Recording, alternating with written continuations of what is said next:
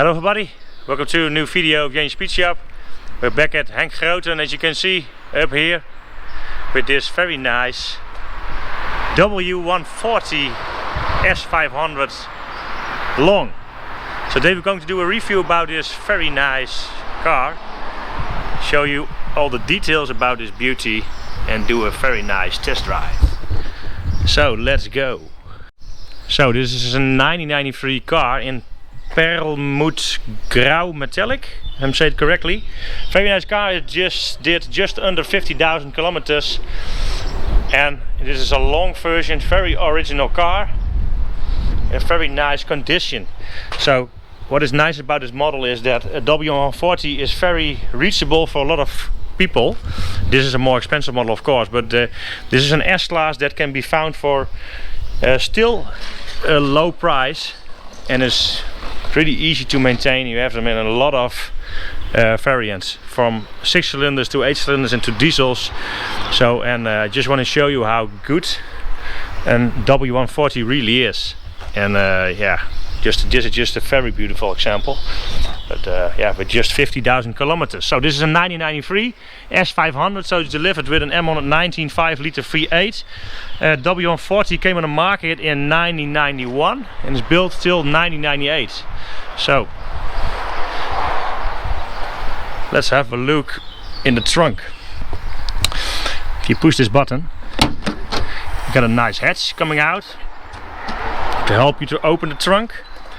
So this particular car has a boot space of 525 liters. Still has a full spare wheel, if I'm correct. Yeah, still have a full spare wheel. Just beautiful. You can close it by the hatch, and the flap is going away. So we start in the back.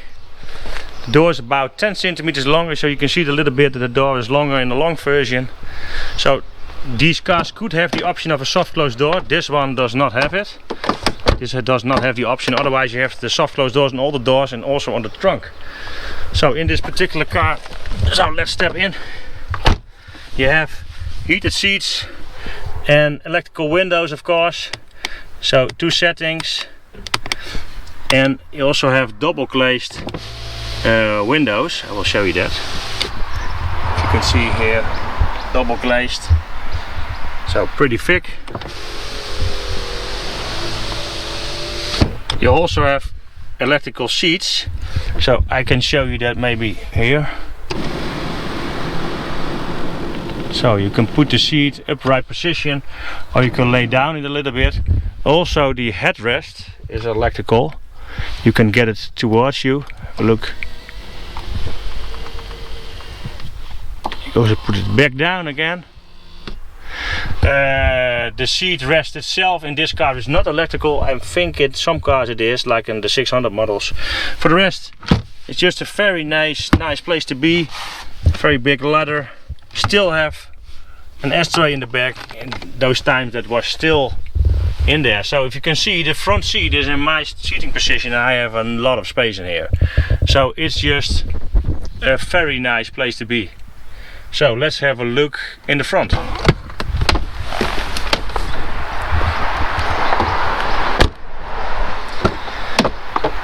So in the front we have memory seats in the front, what's pretty normal. You also have it on the other side. 3 settings, also electrical seats. Everything is electrical. And also this car has the option of an electrical steering wheel. And I think you can also slide it out. So fully electrical. So this particular car is delivered with a 722 4-speed transmission that was up till 1995. After that you got a 5-speed 722/6, and yeah, that was a facelift model in 1995 and 1995.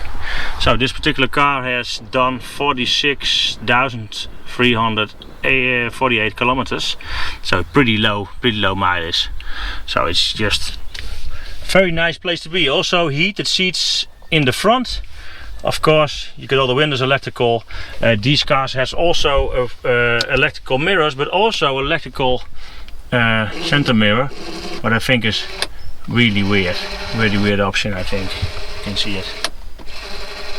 yeah, you can also do by hand. So I think it's yeah, weird option. Also, you have here the button to lower the headrests in the back, so you have more views.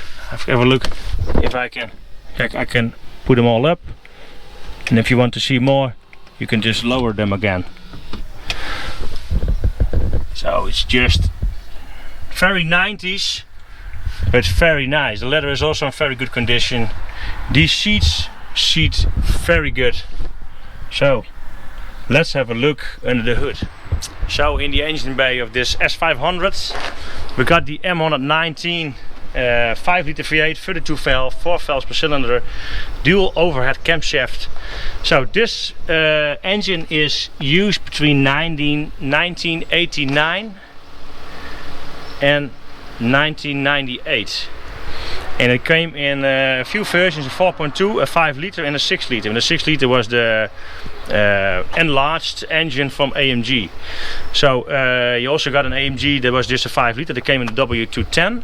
That was the most famous, but also the E50 AMG engine came also in a lot of different models. I think they also built it in the ML version, not sure about that, but they used it in a various model, mostly in the W210. But yeah, this particular engine has 326 horsepower and 480 Newton meters.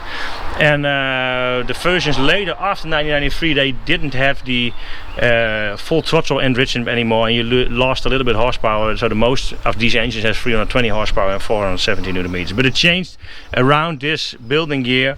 So this has 326 or 320 horsepower. It depends a little bit on the month these particular cars were built.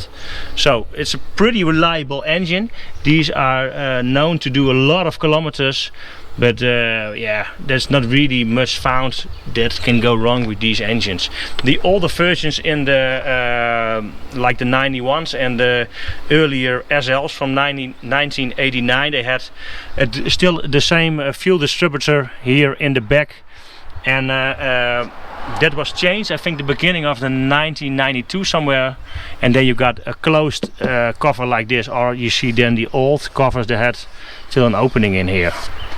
So pretty reliable engine, good enough to move this car from 2010 kilos. So I think we should do a test drive in its beauty.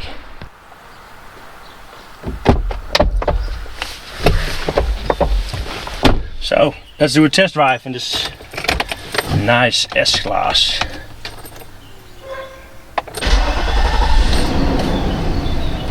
Close the windows.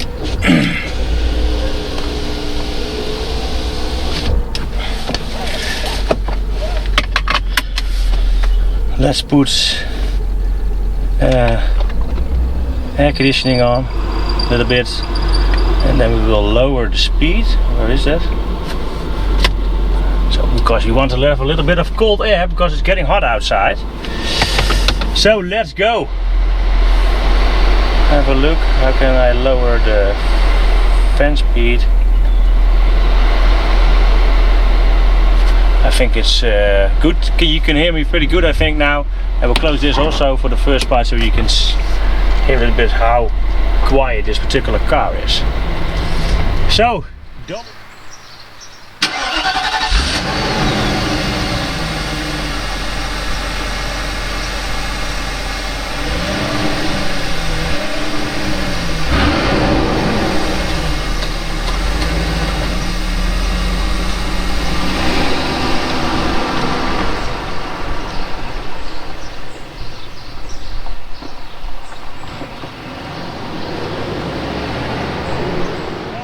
W140. I searched a lot of years since the beginning of that I make review videos. I wanted to review this particular car because I think this is just this is really where Mercedes stands for in the 90s. It's just endless money put into a development of a car, and this is just, yeah, this is just was very expensive to build, because Mercedes like $1 billion in the 80s to develop this particular car. And what they did in the past is just what they still do, is put all new technology in their models in the S-Class and then test it for later models. So this is just, yeah, big and massive. I really like these particular cars. It just feels quality, and that's just yeah, perfect. So I think the S500 long version, I think it is the most the model that is in the middle of the market. So it's not the most expensive, it's not the cheapest one, but this is the most chosen model to do. So a sedan version with a V8, that's the most common. So you can also get these particular cars with a diesel engine, the 603, 3.5 liter diesel engine, and you also had them in the 606 turbo diesel engine, 1996 till 1997, the same as in the W210. It's the famous super turbo diesel engine that is a lot of people tune, that particular diesel engine. So it had between 150 horsepower in the earlier version with the 603 engine, and 177 horsepower with the 3 liter turbo diesel engine, the multi-valve. Then you had 6 cylinders. They were S300, but it was still a 3.2 liter M104. And later on in the facelift you can also order a 2.8 liter version from the M104. And then you had the V8 versions, was a 4.2, a 5 liter and a 6 liter AMG. I think I've seen some 6 liter AMGs in this particular car, but I'm not sure if it's original. People know that if this particular S-Class also came with the option of an S60 AMG, for example, and please put it below the video. I think the most common is the SL60. And then you have, of course, the most famous M120 V12. It was the first production V12 of Mercedes. So the story goes that in 1988 Mercedes was almost done with the development of this car and was ready to put it in the market in the 90s, or in 1989. But at that point BMW came with a 750i, and that had a V12, and Mercedes did not have a V12. So they developed in the last years very fast an V12 engine, and that was the M120 V12, but is likely to be two M104 3 liter engines together, and that's also why it's so massive and over-engineered.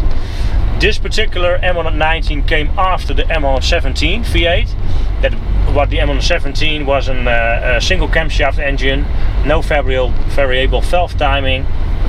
It was just an older style engine. It was also a very good engine, so they developed that engine to double overhead camshaft heads.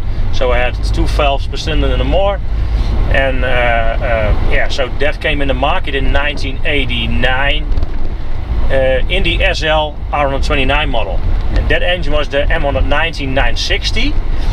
And so the M119 is just a single engine code, but there are 2 different M119 engines. So only the earlier versions from the M100 of the R129 had an M119 960, and that engine is completely different than the M119 that is in this car, because this is an M119 970, I think. So this particular M119 is different than the engine that is in the SL. It's still an M119, it looks like it, but it's just a different engine because it's much heavier. It has different valves in it. The engine is fully closed decked. This one has up till 1992 it was also closed decked, but it's different. It's still a 5 liter, but I think also the rod length is different and the piston diameter is different in those engines. So the early M119 is not interchangeable with parts with this M119 that came in this S-Class, in the E-Class W124, in the later W210 models it has been in, and also in the SL, of course. 4.2 and a 5 liter version. So I said before, this engine had, from 1991 they had a fuel enrichment. You also had it on the V12s. Then you had a little bit more horsepower and a little bit more torque. That is changed around end of 1992, beginning 1993, and then you got this 320 horsepower. Also at the same era, like halfway 1992, they changed a lot of stuff in this engine to make it lighter. So it was changed from a closed deck engine to an open decked engine, because that was cheaper to manufacture. And they changed also the valves were smaller, and also the valve stems were smaller, so the valves were lighter, so it was more it was easier on fuel. That was the main benefit of this engine. So being a 2010 kilo car like this is, Mercedes still specs it at long distance and driving, doing above 1 liter on 100 kilometers, of 10 liters, 1 liter on 10 kilometers. So it will do just on, you will use on, if you do cruising like 100 kilometers on cruise control, you should get more than 10 kilometers out of 1 liter of fuel, and that's pretty good. If you're going just in the city or anything else, it would use 1 liter on 5 or 6 kilometers. That's easily done. So combined it will do like 1 on 8. So this is not very bad for a very heavy car like this. And it is, if you drive these particular cars, it's also not really a race car. This is really a cruiser, and it's nice and quiet and comfy. You can easily do 500-600 kilometers in a day in this particular car and step out if nothing happened. So it's just, I think it's one of the best S-classes that they have built. If you see what kind of quality you get, it's just incredible. But there is also a downside to the earlier models between 1991 and somewhere 1995 they changed, is they had wiring issues, and that was not only the W140 that had those issues, it was also the W124, the later model, the C-classes and that sort of stuff. Because what they changed to a different type of wiring that they used in the engine bay. So the wiring had a problem with not being fully heat resistant, and had to do something with what happened is the plastic hardened out and just fall off your copper wire. And you know, when it happens, you get all kind of electrical issues. The most famous one is you get an RSR fault, anti-slip regulation fault, and then you know something is pretty bad. But to mention, on this car, the complete wiring loom in the engine bay is changed, so it's a new one. And so you have to look out for, if you buy a car like this, have a look at the wiring loom. And this car is changed, so that's perfect. If you want to buy a car under 1995, just check it if the wiring loom is complete, because I've seen a lot of them that are in very bad condition. And for example, if you want to change a loom like this, €1,000 for a loom is nothing. So really check it. For the rest, these are pretty reliable, very reliable driver cars. Also, the thing is, always an issue is like vacuum leaks, because everything works on vacuum. Like if you have soft close doors and that sort of stuff, works all on vacuum. Also the seat upholstery can be pumped up in several states, all vacuum. The ventilation system, the valves work all on vacuum. So you just need to check it. There's a vacuum pump, and if they break, it will cost you a lot of money. So for the rest, this particular car is nicely spec'd. It's not full options, but it has nice features, and that is so I think it's through the range. There are more luxury cars, but this is a very, very nice car. If you look everywhere you look in this car, it looks like new, and you would expect it for a car that has done just 50,000 kilometers. So acceleration of this particular model should be possible in 6.7 seconds from 0 to 100. Between 6.7 and 7 seconds you find if you have fuel enrichment or you have not, and they are limited on 250 and they easily get there. So pretty fast for a big car like this. I don't know if I mentioned it, the short version is 10 centimeters shorter. It only saves you 10 kilos, but I think it's low. I think it's earlier to the 30 kilos range, because in other short and long versions like the W220 and the W126 you see that kind of changes. So let's do an acceleration test and show you how good this particular car performs. Let's go.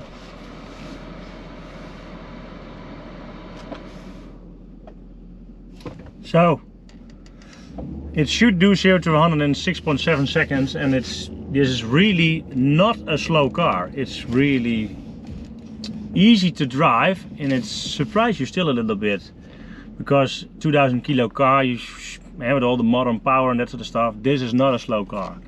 It is just pretty fast. So I think this still has also the fuel enrichment, and otherwise it would really surprise me. So 0 to 100 should be possible in 6.7 seconds. I got the air conditioning off for this.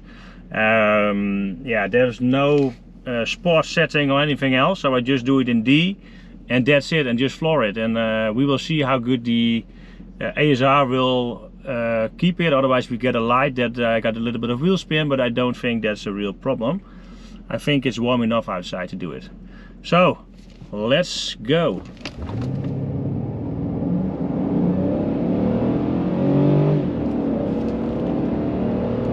Already hundreds.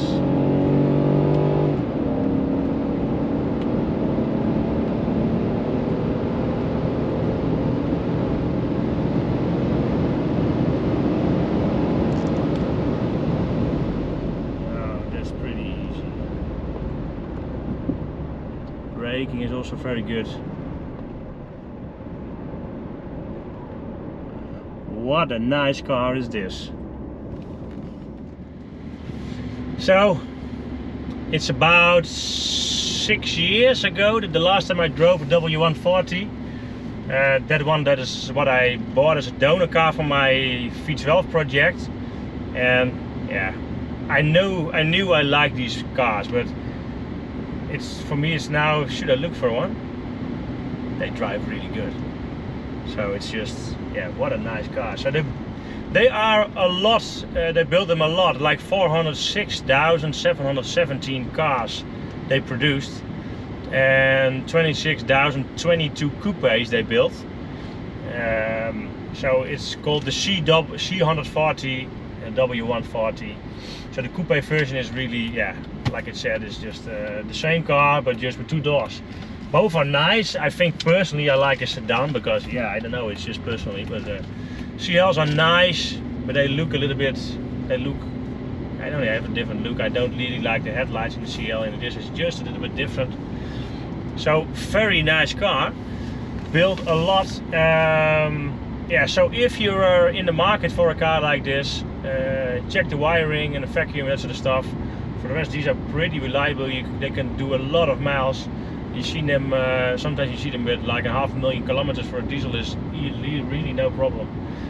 Parts are still pretty good to get. Electronic parts is a little bit different story, but yeah, if you're in the market for a higher class price range, have a look on henkgroten.nl. I will put a link below the video. You can also find a link on my website, jenspeedshop.com, that is over here. And don't forget to look in the right corner, there's my logo. You can subscribe to my page if you've not done it. If you've done it, please put the bell on, because YouTube stops with putting auto notifications when you put a new video online. So I also got it with my own videos or my own pages that I follow that I didn't see any new videos. So put the bell on and then you get notice when there is a new video and it gets in your list. So please do that.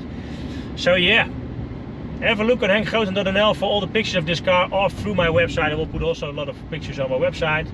And thanks for watching. Let me know what you think about this beautiful W140.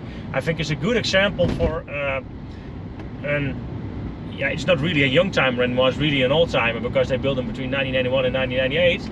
But if you drive it, it feels like a modern car. It looks like the Bruno Sacco design. He was the head designer at the time. But it doesn't feel like an old-timer. It drives very good. You can easily do this every day in this car. It's nice and quiet, nice air conditioning, nice cold in here, and yeah, it looks, yeah, for the people, I really like these cars. So for me, this car doesn't look old. So, but yeah, that's my opinion. So, thanks for watching. I'm going to enjoy this very soft ride, and we will see you for the next video. Bye bye.